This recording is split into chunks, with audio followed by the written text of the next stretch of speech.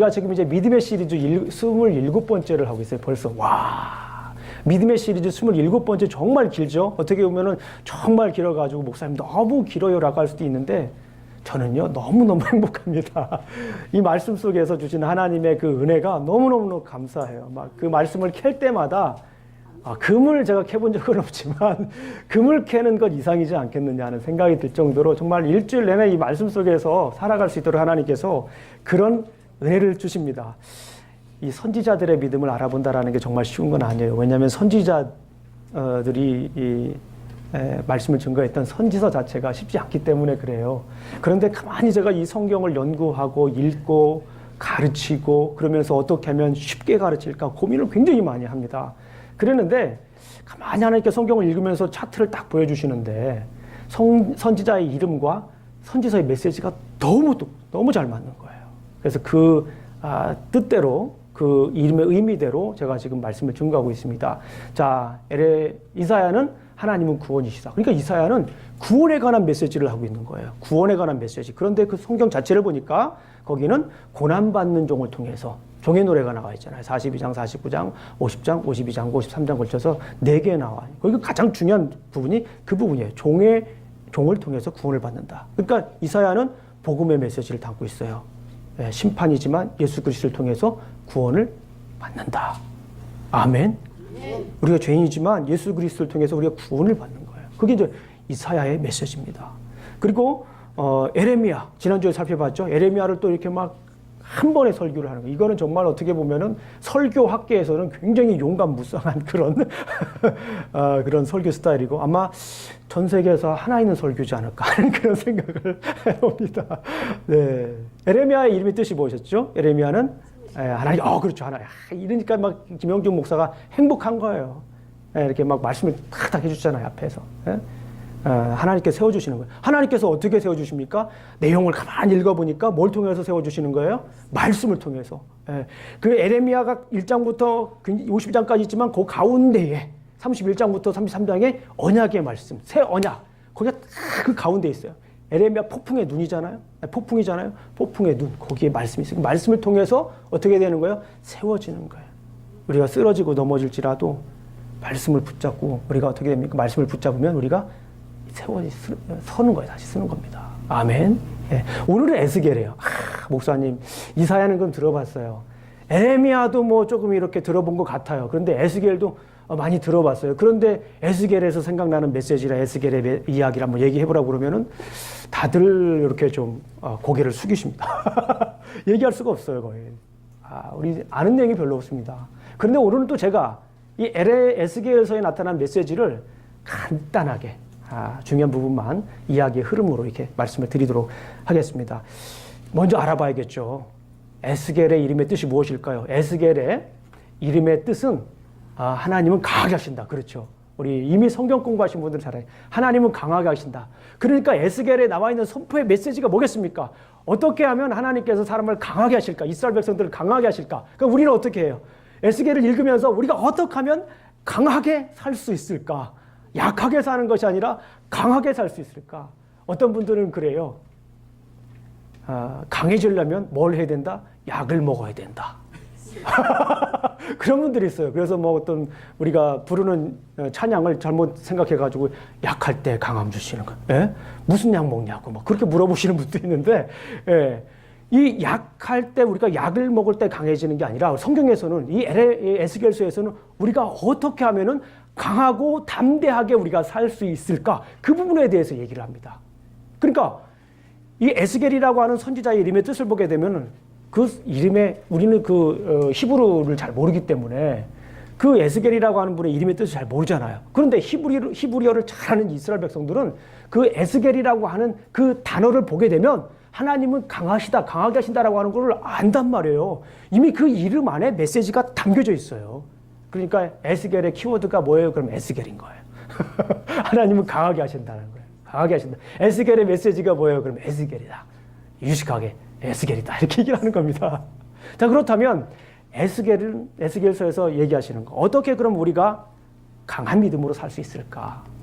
어떻게 강한 믿음으로 우리가 살 수 있을까라고 하는 질문을 가지고 우리가 에스겔서에서 주시는 말씀을 하나하나 살펴보도록 하겠습니다. 자, 우리가 에스겔의 시작을 한번 봐야 돼요. 우리 성경을 보셔도 되지만 앞에 스크린을 이렇게 보시면 돼요. 제가 읽으실 거 이렇게 찾아왔습니다. 에스겔의 배경은 어떻습니까? 이 그발 강가라고 하는 거예요. 우리 한번 읽어보겠습니다. 1장 1절만 한번 읽어보겠습니다. 시작. 30째 해 넷째 달 투다스에 내가 그발 강가 사로잡힌 자 중에 있을 때에 하늘이 열리며 하나님의 모습이 내게 보이니, 여기 그발 강가라고 하는 그 배경이 나옵니다. 그발 강가. 이 그발 강가가 어디 있습니까? 여기는 바벨론에 있는 거예요. 바벨론. 3절에 보니까 갈대아 땅 그발 강가. 이 갈대아라고 하는 데가 바벨론이라고 하는데요. 바벨론 지역. 바벨론 지역 가면 저 티그리스 유프라테스강, 요즘 말로 하면, 그죠? 티그리스 유프라테스강. 그래서 이 예루살렘에 살던 사람들이 이제 바벨론으로 포로로 끌려갔어요. 에스겔은 몇 차 포로냐면 2차 포로예요. 2차 포로 597년. 2차 포로 때 끌려간 거예요. 그런데 한번 제가 찾아봤습니다. 자료를. 예루살렘에서 그발 강가까지 몇 킬로가 될까? 여러분들 대략 몇 킬로 될 것 같아요? 한 500킬로? 한 600킬로? 한 700킬로? 1000킬로? 1500킬로? 2000킬로? 네. 2700km랍니다. 2700km. 그러니까 여기에서 어스틴에서 LA까지 10번을 타고 쭉 가면은 한 1330 마일. 그러니까 2700km라고 하는 것은 한 1600마일 정도. 여기서 10번을 타고 LA까지 가게 되면 한 1300마일. 그래서 20시간 정도 가죠. 여기서 그러면은 저 뉴욕까지 가면 몇 마일 정도 될 것 같아요? 한 1700마일 정도 됩니다. 그게 대략 여기에서 뉴욕까지 가는 정도의 거리가 되는 거예요. 한 1만 명 정도가 포로로 끌려갔어요. 1차, 2차 포로 때는. 그때 에스겔이 끌려갔죠. 와, 생각을 한번 해보세요. 지금 차 타고 여기서 LA 가는 것도 우리 그냥 여행 가는 거예요. 여행 가는 것도 힘들어 죽겠더라고요. 그러니까 여행 가는 것도 힘들어요. 여행 가는 것도. 처음에는 못 모르고 가죠 그냥. 근데 두 번째 가라고 그러면 자꾸 멈칫하더라고요. 저도 너무 멀어가지고. 예. 그런데 거기를 포로로 끌려간다는 거예요. 포로 당시에. 포로로 끌려 얼마나 힘들었을까요? 그발 강가에서 이 포로로 끌려가가지고 그냥 거기서 뭐 하는 거예요? 포로로 끌려가지고 맛있게 먹습니까? 좋은 옷 입습니까? 거기에서 막 일하고 되게 힘들고 어렵고 그냥 막 인생이 막 너무너무 좌절되는 거예요. 절망 속에 그냥 인생이 살아갈 희망이 아무것도 없는 거예요. 그냥. 그 먼 거리. 예. 더군다나 이스라엘 백성들이 어떻습니까? 그발 강가로 갔다라고 하는 것은, 포로로 끌려갔다라고 하는 것은 예루살렘 그 가나안 땅에서 그 바벨론으로 쫓겨났다라는 거예요. 그 바벨론, 그 가나안 땅이 어떤 땅입니까? 약속의 땅이잖아요. 약속의 땅. 프라미스랜드, 케이난.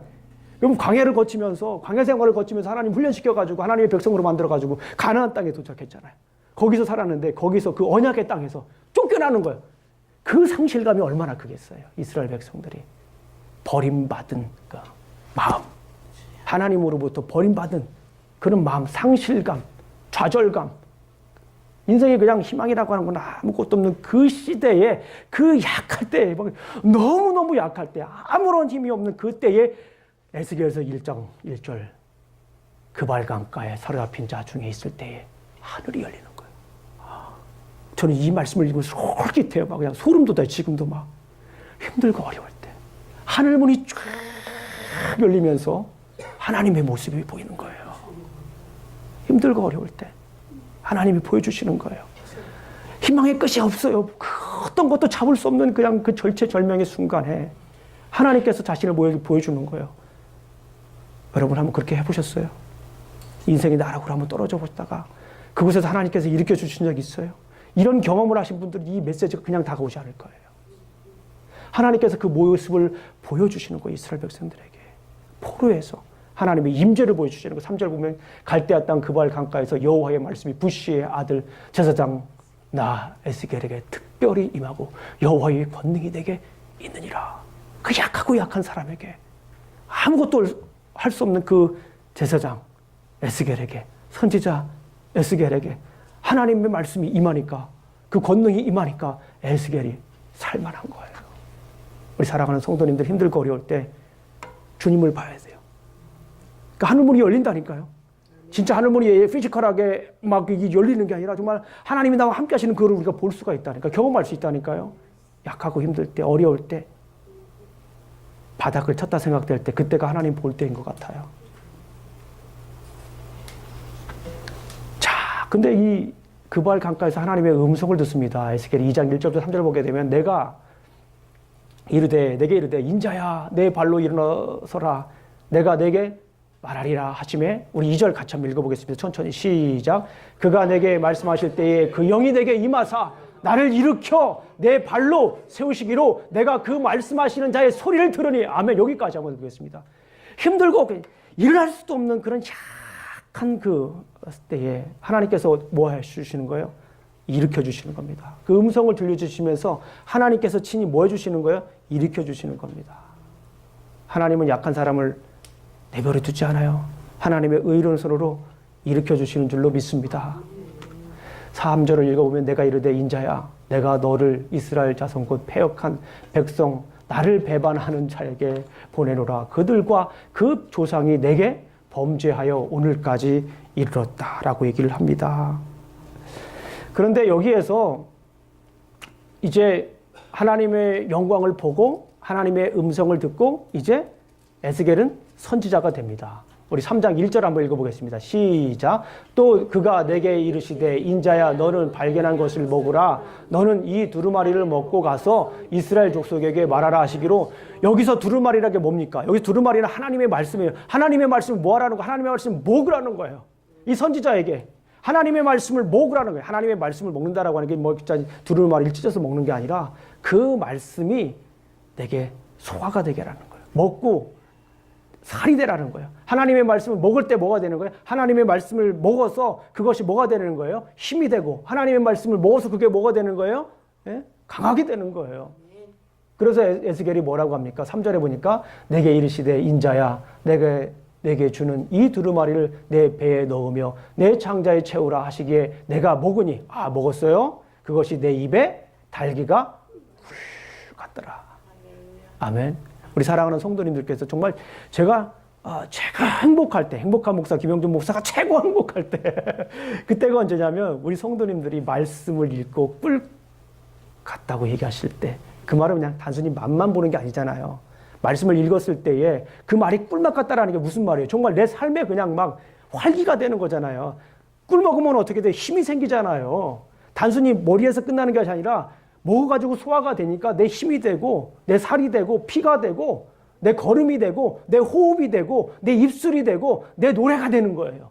이게 먹었다라고 하는 겁니다. 꿀맛 같다라고 하는 거예요. 우리 사랑하는 성도님들 말씀을 읽을 때마다 그냥 꿀맛 같으시기를 주님의 이름으로 축원합니다. 아멘. 꿀맛 같아야 돼요. 이게 제가 이 자리에 서 있는 목적이기도 해요. 우리 성도님들이 성경을 읽으면서 말씀을 읽으면서 에레미야의 에스겔의 표현을 보게 되면 두루마리를 먹으면서 그 말씀을 읽을 때마다 막 꿀맛 같은 거. 예. 그 사명을 줍니다. 또 내게 이르시되 인자야 내가 내게 너를 모든 말을 너는 마음으로 받으며 귀로 듣고 사로잡힌 내 민족에게로 가서 그들이 듣든지 아니 듣든지 그들에게 고하여 이르기를 주 여호와의 말씀이 이러하시다 하라. 하나님께서 왜 이런 말을 쓰셨을까요? 듣든지 듣지 말든지 말을 전하래요. 이스라엘 백성들이 여기서 우리가 알 수가 있어요. 이스라엘 백성들이 하나님의 말씀이 선포됐을 때 잘 들었을까요? 안 들었을까요? 잘 안 들었으니까 이런 말이 써 있겠죠. 에스겔이 하나님의 말씀을 선포했는데 에레미야가 하나님의 말씀을 선포했을 때 이사야가 하나님의 말씀을 선포했을 때 선지자가 하나님의 말씀을 선포했을 때 이스라엘 백성들이 귀를 막고 있는 거예요. I can hear you. 애들이 그러잖아요. 애들이 듣기 싫으면 귀 막잖아요. 그리고 안 듣는다고 그러잖아요. 애들이 토항다이잖아요. 그런 상황인 거예요 지금. 오늘날로 말하면 그런 거예요. 우리 성도님들 가만히 이렇게 보게 되면은 지난번에도 에레미야하고 좀 비슷하지만 듣고 싶은 말씀만 듣잖아요. 설교 쫙 보면은 양이 막 쫙 나와 있어요 인터넷에. 듣고 싶은 말씀만 골라 들어야죠. 그런 재미도 있죠. 골라 듣는 거. 그러니까 듣고 싶은 말씀만 계속 들으는 거예요. 듣기 싫은 말씀을 안 듣는 거예요. 듣기 싶은 말씀을 안 듣는 거예요. 하나님의 말씀을. 저는 개인적으로 저만뿐만 아니라 우리 많은 선배 목사님들이 그런 얘기를 해요. 한국 강단에 큰 위기가 왔다. 그 중에 하나가 이 설교가 큐티 수준으로 머무른다는 거예요. 가만히 설교를 들어보면은 그냥 일반 성도분들도 큐티에서 얻을 수 있는 메시지를 목사님들이 증거해요. 그런데 중요한 건 뭐냐면 그런 설교를 좋아하시더라라는 말씀이에요. 그런 말씀을 그냥 이렇게 막 따라가시더라라는 거예요. 네, 그 정도의 말씀. 그래서 가만히 그분들의 설교를 읽어보게 되면 이게 설교집인지 예화집인지 분간이 안 돼요. 무슨 설교를 예화로 그냥 막 다 채우는 분들이 있어요. 어떤 분들은 가만히 이렇게 보게 되면 설교집인지 간증집인지 분간이 안 돼요. 하나님의 말씀, 그 뭐예요? 성경을 가르쳐야 되는데 사람들이 좋아하는 메시지만 전한다는 거예요. 사람들의 귀에 다른 것만 전한다는 거예요. 아, 자기가 먹어가지고 하나님 말씀 다른 걸 전가야지. 사람들의 귀에 좋은 것만 갖다 얘기를 하는 거예요. 그러니까 조그만 말씀, 이 성경 읽고 얘기를 하면은 힘들고 어렵다. 뭐 이런 이제 그 얘기를 해요. 그것이 전 참 아쉽습니다. 오늘날 한국교회 여러 어려움, 미국교회 여러 어려움이 있지만 가장 중요한 건 강단에서 하나님 말씀이 제대로 선포되지 않는 것이 너무나도 아쉬운 거예요. 주제넘는 얘기일 수도 있지만요.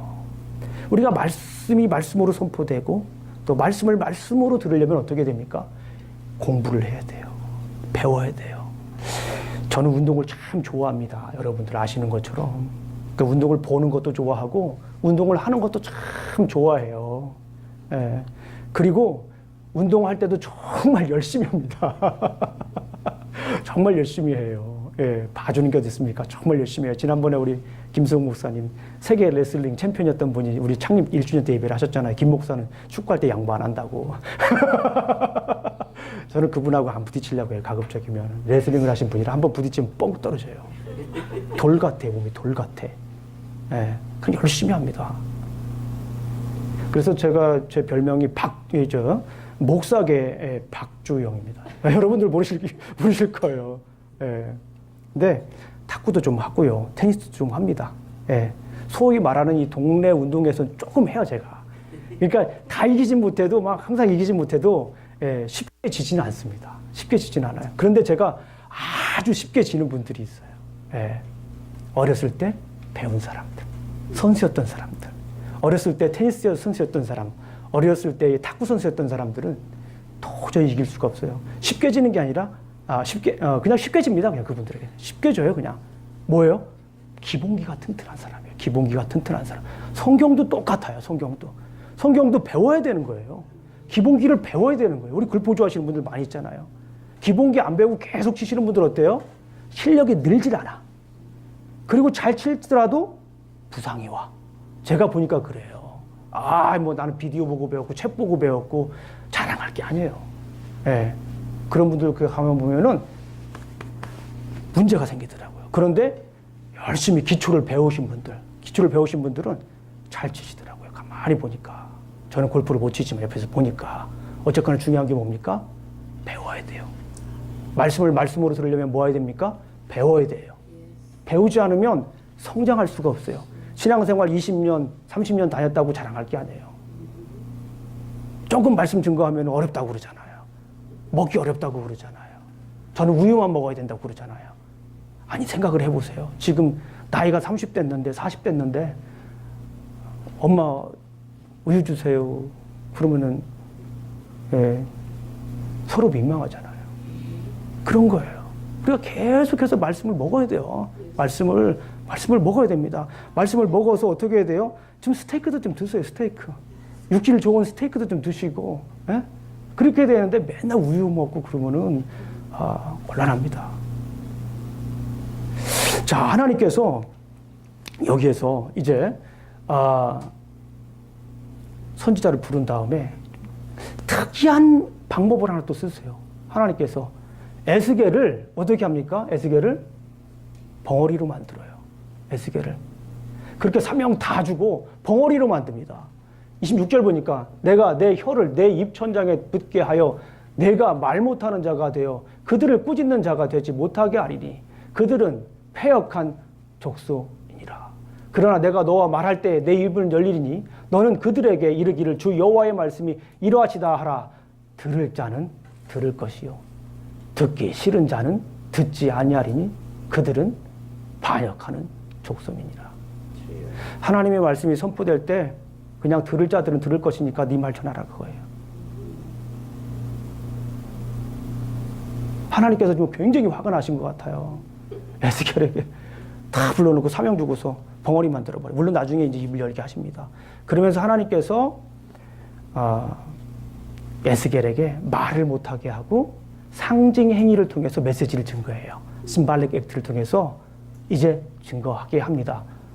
여러 상징 행위를 통해서 예루살렘이 무너지리라고 하는 심판을 이제 예고합니다. 토판, 머리털과 수염을 깎는 상징 행위, 굉장히 많은 상징 행위들이 이 에스겔서에 나와 있어요. 그런데 그 절정이, 그 상징 행위의 절정이 어디냐면 성전 환상입니다. 성전 환상. 8장부터 11장까지 성전 환상이 나오는데 거기에서 하나님의 영광이 떠납니다. 한번 생각을 한번 해보세요. 이스라엘 백성들에게 있어서 성전이라고 하는 것은 그들의 삶의 가운데예요. 잘 생각해 보세요. 이 에덴 동산 자체도 sanctuary예요. first sanctuary. 에덴 동산도 예배 처소예요. 거기서 쫓겨났잖아요. 아담과 하와가. 죄를 보고 쫓겨났잖아요. 그래서 하나님께서 다시 회복하려고 성막을 만들어줬잖아요. 성막이 뭡니까? movable sanctuary. 광야에서 거기서 예배드릴 수 있도록 성막을 줬어요. 그래서 광야에서 움직일 때 설 때도 성막 중심으로 섰어요. 광야에서 이동할 때도 성막 중심으로 이동했어요. 이스라엘 백성들이 성막은 단순히 그냥 그 예배드린 장소가 아니라 삶의 구심점이에요. 성막이 없으면 그들은 움직일 수가 없단 말이에요. 물론 거기에서 예배를 제대로 드리든 안 드리든. 어쨌거나 성막이 있어야 되는 거예요. 성전이 있어야 되는 거예요. 성전이 없으면 그들의 삶에 의미가 없단 말이에요. 비록 거기에서 거짓 예배를 드렸을지라도. 그런데 하나님께서 너무 화가 나신 거예요. 이사야에서 이스라엘 백성들에게 법정에서 고소를 하잖아요. 에레미야는 뭐예요? 이혼장을 내시잖아요. 이제는 에스겔서 와가지고 용단을 내리십니다. 그게 뭐냐면 하나님의 영광이 성전에서 떠나는 거예요. 더 이상 그 예배 처소에 그 예배당이라고 하는 그곳에 하나님의 임재가 계시지 않는 거예요. 하나님이 계시지 않는 거예요. 거기에서 수많은 많은 사람들이 모여가지고 예배를 드리는 것 같지만 온전한 마음으로 예배자가 없어서 예배를 떠나는 거예요. 겉으로 볼 때는 정말 멋있는 퍼포먼스지만은 많은 스태프들이 모여서 예배를 드리지만은 정말 멋있는 건물이지만은 화려한 조명이지만은 말을 너무나도 잘하는 설교자가 나와서 얘기를 하지만 그곳에 하나님의 영광을 없다라고 하는 거예요. 하나님의 임재가 없다라고 하는 거예요. 하나님의 영광이 떠나버렸다라고 하는 거예요. 이 에레미야 지금 이제 에스겔서가 하나님의 영광이 떠났어요. 하나님의 영광이. 에스겔은 아까 말씀드렸지만 2차 포로예요. 597년. 그리고 3차 포로 마지막 때 586년 때 바벨론에게 이제 완전히 나라가 멸망을 합니다. 그때 성전이 무너집니다. 그 성전 무너질 것을 지금 보여주는 거예요. 586년 3차 때 성전 무너질 것을 보입니다. 이스라엘 백성들이. 그렇다면 우리 한번 읽어보겠습니다. 우리 에스겔서 10장 18절 19절 한번 읽어보겠습니다. 앞에 한번 보시면서 자 준비 시작. 여호와의 영광이 성전 문지방을 떠나서 그들을 위해 머무니라. 그룹들이 날개를 들고 내 눈앞에 땅에서 올라가는데 그들이 나갈 때에 바퀴도 그 곁에서 함께 하더라. 그들이 여호와의 전으로 들어가는 동문에 머물고 이스라엘 하나님의 영광이 그 위에 덮었더라. 하나님의 영광이 성전 문지방을 떠나서 그룹들 위에 머무르니라. 성전 영광이, 하나님의 영광이 떠나는 거예요. 더 이상 거기에는 하나님이 계시지 않는다라고 하는 거예요. 그렇다면 왜 하나님은 성전을 떠날 수밖에 없었을까요? 왜 하나님은 그 성전을 떠날 수밖에 없었을까요? 더 이상 그곳에 계시지 못했을까요? 하나님의 집에 왜 더 이상 계시지 못했을까요? 거짓 예배 때문에 그렇죠. 우리 이사야에서도 그랬고 또 에레미야에서도 그랬고 역시 에스겔에서도 똑같은 지적을 합니다. 거짓 예배 때문에 그런 거예요. 우리 한번 14장 2절부터 5절까지 한번 교독을 한번 해보겠습니다.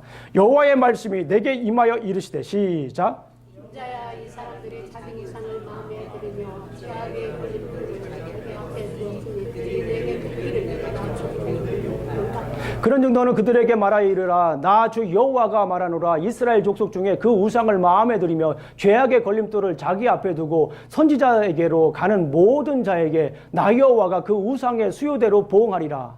이는 이스라엘 족속이 다 우상으로 말미암아 나를 폐단하였으니 내가 그들이 나온 것 그대로 그들을 잡으려 하리라. 예배가 있는데 거짓 예배예요. 하나님이 계시지 않는 거짓 예배입니다. 이사야서는 뭐라고 했어요? 너희들이 그냥 번제물만 태우고 간다. 너희들의 드리는 그 번제가 역겹다. 너희들은 와서 마당만 밟고 가는구나. 오늘날 한국교회가 왜 그렇게 많이 지탄을 받습니까? 간단해요. 예배 제대로 드리지 못하기 때문에 그런 거예요. 삶 속에서 예배 드리지 못하기 때문에 그런 겁니다. 다른 이유 없습니다. 두 번째, 거짓 선지자 때문에 그렇습니다. 거짓 선지자라고 하는 말은 무엇이에요? 거짓 예배. 그거는요, 거짓 선지자로부터 시작이 되는 거죠. 왜냐하면 하나님의 말씀이 선포되지 않기 때문에 그런 거예요. 하나님의 말씀이. 자, 교독합니다. 13장 1절부터 4절까지. 여호와의 말씀이 내게 임하여 이르시되. 그렇죠? 이게 선지서를 읽어보면 하나의 공식처럼 나타나요. 여호와의 말씀이 내게 임할 때 하나님의 말씀을 증거하는 거예요. 시작.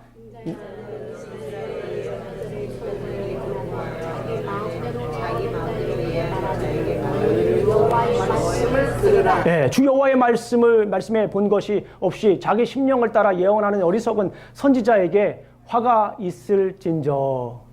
이스라엘아, 너의 선지자는 황무지에 있는 여우 같으니라. 이스라엘 족속 중에 허탄한 묵시나. 뭐라고 써 있습니까? 예, 자기 마음대로 전하는 거예요. 선지자들이 뭐 하는 거예요? 자기 마음대로 전하는 거예요. 자기 마음대로 전한다라고 하는 말에는 뭘까요? 사람들이 좋아하는 대로 말씀을 전한 거예요.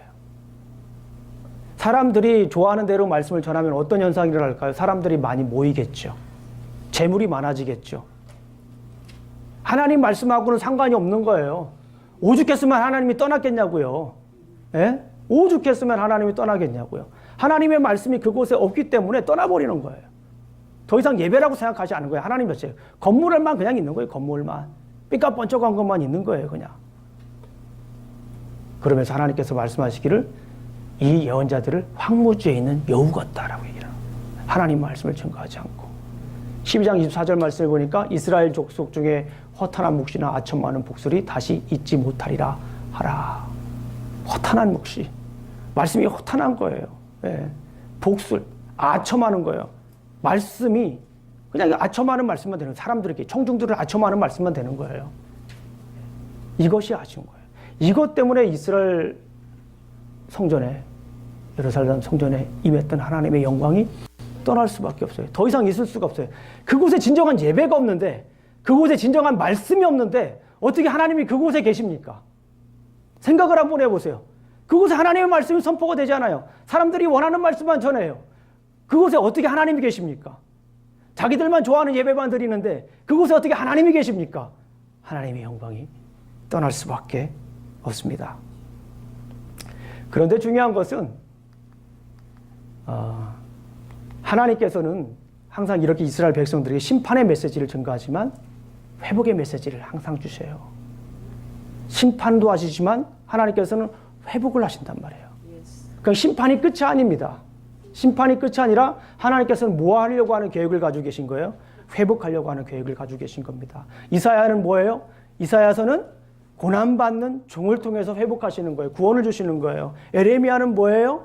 말씀을 통해서 세워주시려고 하는 회복을 가지고 계신 거예요. 그렇다면 이 에스겔서에서 주신 하나님의 말씀이 무엇일까? 어떻게 하면 이스라엘 백성들을 강하게 하실까? 여기 이제 나오는 거예요. 이제 이스라엘 백성들을 강하게 하려는 계획이 나옵니다. 먼저는 우리 33장과 34장에서는 지도자를 하나님께서는 회복시켜요. 누구를 회복시킨다고요? 지도자를 회복시켜요. 지도자가 올바로 서야 올바른 예배를 드릴 수 있잖아요. 선지자가 올바른 말씀을 전해야 올바른 예배가 될 수 있잖아요.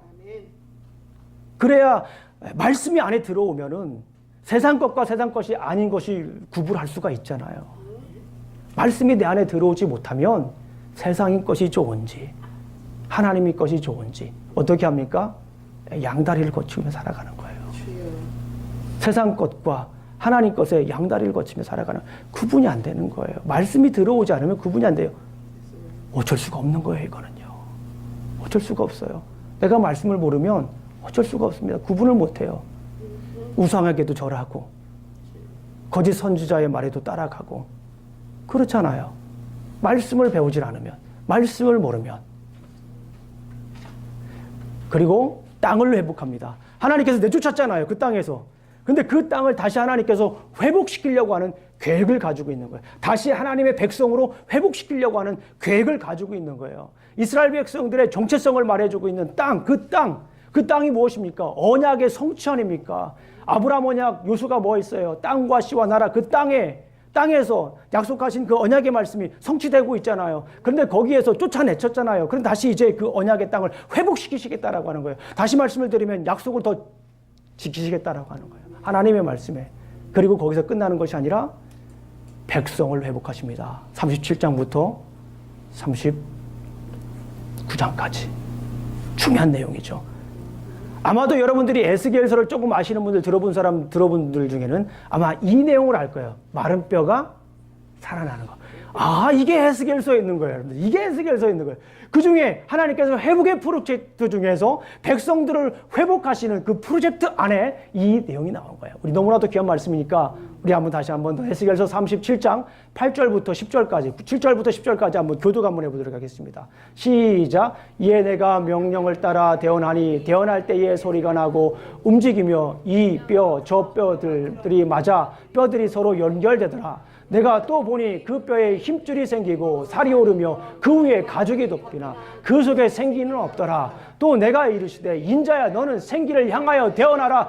생기에게 대언하여 이르기를 주 여호와께서 이같이 말씀하시기를 생기야 사방에서부터 와서 이 죽음을 당한 자들에게 붙이시리라. 살아나게 하라 하셨다 하라. 뭐라고 합니까? 이에 내가 그 명령대로 대언하였더니 생기가 그들에게 들어가매 그들이 곧 살아나서 일어나 서는데 극히 큰 군대더라. 이스라엘 백성들이 살아있는데 하나님 보시기에 그 이스라엘 백성들이 뭐로 보이는 겁니까? 다 해골로 보이는 거예요. 왜요? 말씀이 없으니까. 말씀이 없으니까. 다 죽은 사람처럼 보이는 거예요. 그런데 거기에서 하나님께서 생기를 불어넣어. 생기야 사방에서 와서 이 죽음을 당한 자에게 불어서 살아나게 하라 하셨더라. 그러니까 거기 있던 그 해골들이 어떻게 됩니까? 살아나는 거예요. 거기 살아나는 겁니다. 이스라엘 백성들이 살아나는 거예요. 살아나서 어떻게 되는 겁니까? 큰 군대를 이루는 거예요. 이게 하나님의 구원 프로젝트예요. 이게 하나님의 회복 프로젝트입니다. 그런데 여기에서 그치는 것이 아니라 하나님께서 정말 에스겔서에서 강조하고 있는 부분이 뭐냐면 성전을 회복하실 계획을 가지고 계십니다. 성전을 회복하실. 그러니까 에레미야는 아주 심플해요. 여러분들하고 에레미야는 어려운 것 같지만 에레미야의 큰 그림은 이스라엘 백성들이 죄를 범하여서 성전에서 하나님의 영광이 떠났다가 다시 성전이 임하는 모습을 보여주는 게 에스겔서예요. 성전을 떠났다가 다시 성전이 임하는 그 모습을 보여주고 있다라고 하는 거예요. 그렇다면 우리 사랑하는 성도님들, 이 성전이 얘기하는 것이 무엇일까요? 성전이 얘기하는 것이 뭘까요? 우리 에스겔서 43장 1절부터 5절까지 보게 되면 거기 한번 보겠습니다. 제가 한번 읽어보겠습니다. 5절만 우리 같이 한번 읽어볼게요. 에스겔서 43장 1절부터 5절까지 시작. 영이 나를 들어 데리고 안뜰에 들어가시기로 내가 보니 하나님의 영광이 성전에 가득하니라. 하나님의 영광이 떠났어요. 이스라엘의 우상 숭배 때문에, 이스라엘의 거짓 예배 때문에, 거짓 선지자들의 말 때문에 하나님의 영광이 성전에서 떠났다가 이제 하나님의 영광이 그 자리에 가득하게 임하는 거예요. 가득하게. 하나님의 임재가 그곳에, 하나님의 영광이 그곳에 가득할 그 모습을 보여주고 있는 거예요. 종국에는 결국에는 이 예루살렘이 멸망을 하지만 이 예루살렘이 멸망함에도 불구하고 하나님께서는 그 예루살렘을 다시 그 성전을 일으켜 줄 것이라고 하는 그 메시지를 보여주고 있다라고 하는 것입니다. 자, 그렇다면 여기서 정말 중요한 것이 있어요. 하나님께서는 이 성전 프로젝트를 가지고 있는데 이 성전이 의미하는 것이 뭡니까, 여러분들? 이 성전. 여러분들, 제가 우리 집에서 우리 꼬마한테 물어봤어요. What does the meaning of the temple? 무엇을 의미하냐? 저하고 성경 공부한 사람들은 바로바로 나와요. 성전이 의미하는 것이 뭡니까? 하나님의 임재, God's presence. 하나님의 임재예요. 그리고 아까도 말씀을 드렸지만 성막, 성전, 이것은 뭡니까? 예배 처소입니다. 예배예요.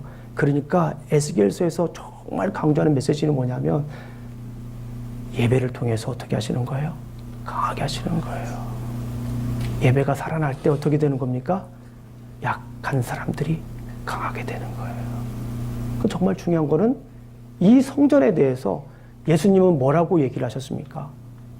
누가 성전입니까? 여러분들 누가 성전이에요? 1차적으로 예수님께서 성전이십니다. 우리 요한복음 2장 19절부터 22절까지 한번 보겠습니다. 한번 읽어봅니다. 너무나 중요한 말씀이기 때문에. 구약에 나와 있는 에스겔서에 나와 있는 이 성전의 의미를 예수님께서, 신약의 예수님께서 설명을 해주시는 거예요. 성취를 해주시는 거예요. 이런 큰 그림이 그려져야 에스겔서가 이해가 되는 거예요. 그냥 단순히 에스겔서만 가지고 보면 안 돼요. 신약 성경을 보시면 우리 한번 2장 19절부터 22절까지 한번 보겠습니다. 제가 먼저 읽겠습니다. 예수께서 대답하여 이르시되 너희가 이 성전을 헐라 내가 사흘 동안에 일으키리라. 시작.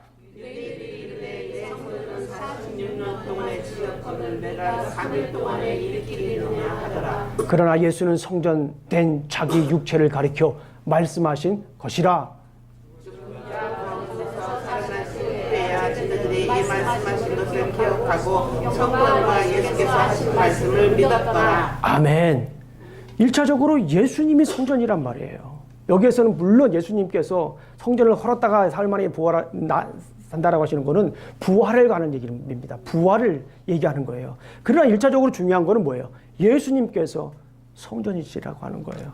자, 그렇다면 또 누가 성전입니까? 이제 김영준 목사 개인적인 생각이 아니라 성경을 보게 되면 고린도전서 3장 16절부터 17절까지 내가 성전이라고 얘기를 합니다. 한번 읽어보겠습니다. 시작. 너희가 하나님의 성전인 것과 하나님의 성령이 너희 안에 계시는 것을 알지 못하느냐? 누구든지 하나님의 성전을 더럽히면 하나님이 그 사람을 멸하시리라. 하나님의 성전은 거룩하니 너희도 그러하니라.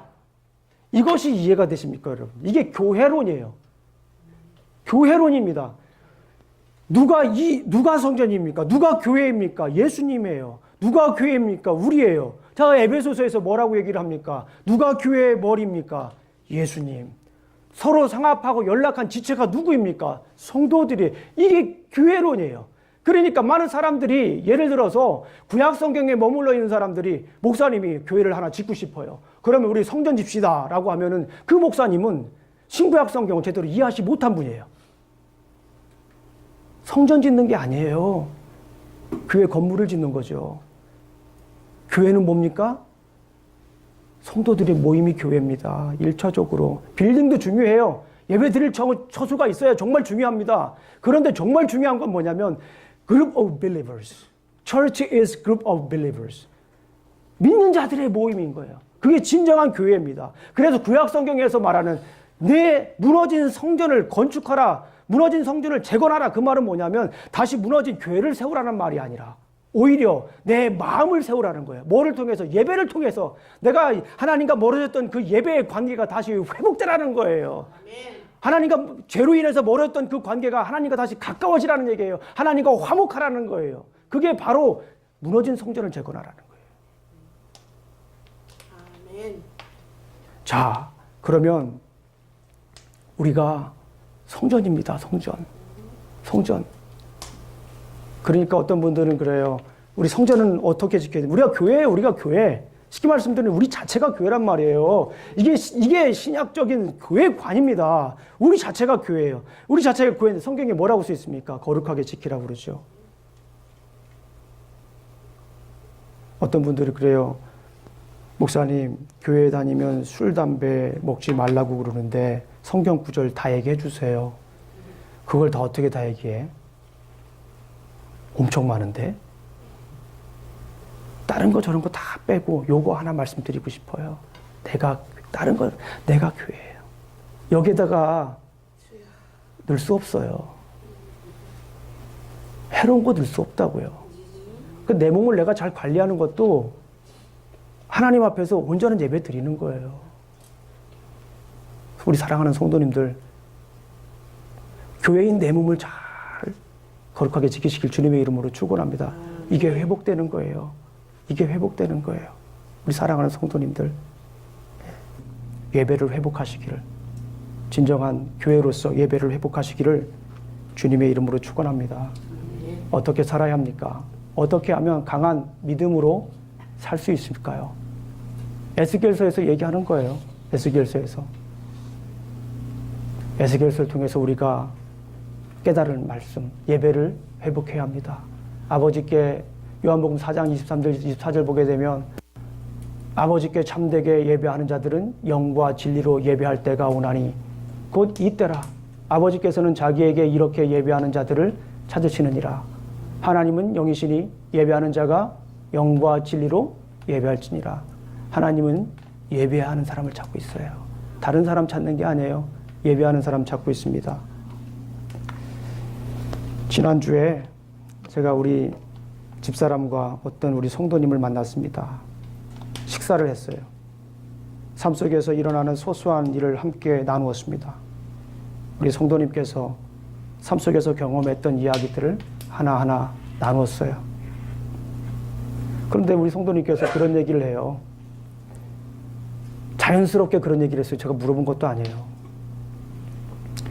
우리 신앙생활 하는 얘기를 하시더라고요. 은혜를 얘기를 하시더라고요. 목사님, 제가 신앙생활을 꽤 했는데요. 지난번에 그 새생명 축제 때 나는 길이요 진리요 생명이요 라는 말씀 전해주셨잖아요. 저는 그 얘기를 참 많이 들었는데 그렇게 목사님처럼 쉽고 정확하게 얘기해 주시는 설교 처음 들어봤어요.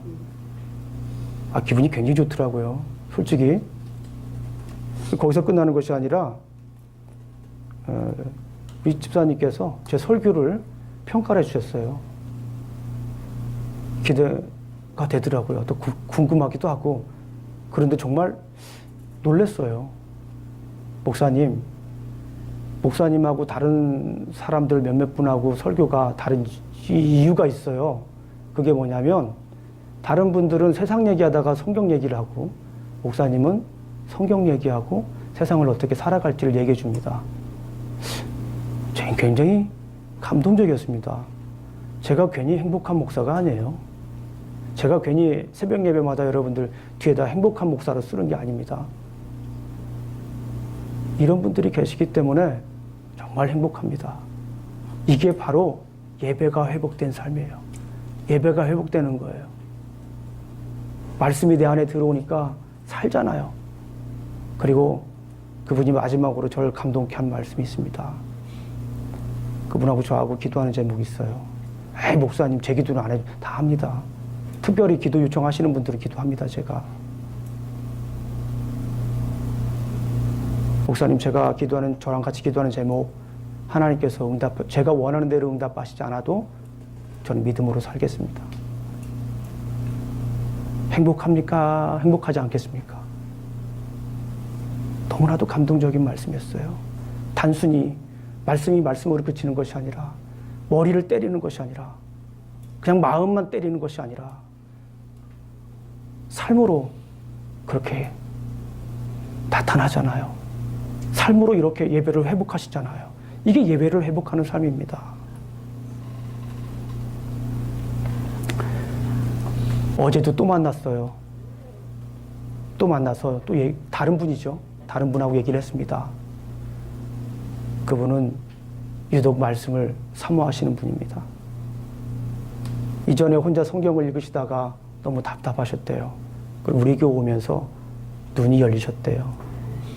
귀 있는 사람은 듣겠죠. 성경에 눈이 열리셨대요. 성경을 알아가면서 읽으니까 너무 기쁘시답니다. 이전에는 그분 표현이에요. 이전에는 우유만 먹다가 이제는 등급이 좋은 스테이크 먹는 기분입니다. 그분 얘기예요. 그러니까 그분이 고백하는 게 있어요. 목사님, 말씀을 읽으니까 기도가 달라집니다. 말씀을 읽으면 기도가 달라져요.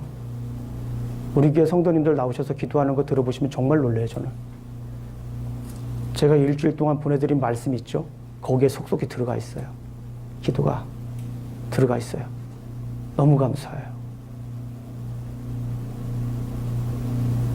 그래서 그분은 아이들과 함께 토요일마다 가정 예배 드립니다, 지금. 이게 변화되는 거예요. 그냥 신앙생활 한다고 해서 내가 20년 하고 내가 어느 집 간수 집사하고 구역장 하고 전들은 얼마 했네. 뭐뭐 카더라 누구 카더라 방송 엄청 하시잖아요. 그게 예배가 회복되는 게 아니야. 내가 말을 많이 한다고 해서 예배가 회복되는 게 아니에요. 우리 교회에서 해야 될 거 이런 거 저런 거 저런 거 얘기한다고 해서 내가 그만큼 많이 하는 게 아니에요. 사르세요. 그렇게 말씀으로. 말씀이 떨어지면 그 말씀 가지고 붙들고 사세요.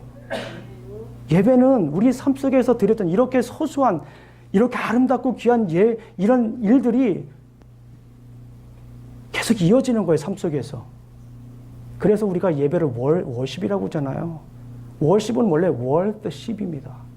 가치 있는 것들을 드리는 시간이 예배란 말이에요. 우린 예배하면 받으러 오잖아요. 아니에요. 예배는 드리는 겁니다. 서비스가 뭐예요? 서비스를 드리러 오는 거예요. 우리가. 서비스를 받으러 오는 게 아니에요. AS 센터도 아닙니다. 여러분들. 서비스를 드리러 가는 거예요. 듣고 싶은 얘기만 듣는 게 아니에요. 예배 시간은.